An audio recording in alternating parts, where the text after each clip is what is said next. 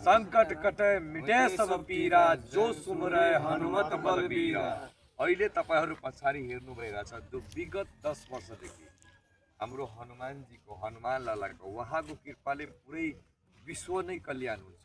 तर आज यहाँले साधु सन्त ज्यूले के भन्नुभयो कि हामीले छरको व्यवस्था गरिसकेको छ। कोही पनि जन समुदायलाई विनम्र बिन्ती गर्न चाहन्छु, तपाईलाई इन्ट्रेस्टेड छ, तपाई सहयोग गर्न चाहनुहुन्छ यसको मन्दिरको लागि, त यसमा सिमेन्टी इटाको आवश्यकता छ। तपाईलाई विनम्र बिन्ती गर्न चाहन्छु कि तपाईहरुको साथ सहयोगले सेवा नै मान्छेको ठुलो धर्म हुन्छ। अनि बजरंगबली उहाँ साक्षात सबैको सङ्कट हर्नुहुन्छ। त्यही भएर म हजुरहरूलाई बिन्ती गर्न चाहन्छु आज शनिबारको दिन तपाईहरुलाई को एउटा सहयोगले यो मन्दिर बन्नेछ अनि यो सृष्टिको कल्याण हुनेछ। सबैलाई बिन्ती गर्न चाहन्छु आउनुस् मिलेर यो मन्दिर बनाऊ।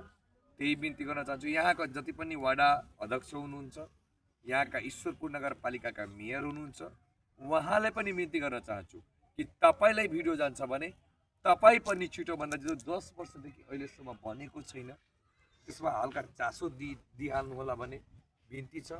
हर हर महादेव। अनि जो मान्छेले सहयोग गर्नुहुन्छ भने इनबक्स गर्नु होला, मेसेज गर्नु होला। हामी एकाउन्ट नम्बर छोड्दिन, तपाईलाई सहयोग गर्नुस् भने इनबक्स गर्नुस्, मेसेज गर्नुस् यो आइडीमा। त्यही बिन्ती गर्न चाहन्छु। जय श्री राम। हर हर महादेव। जय श्री राम।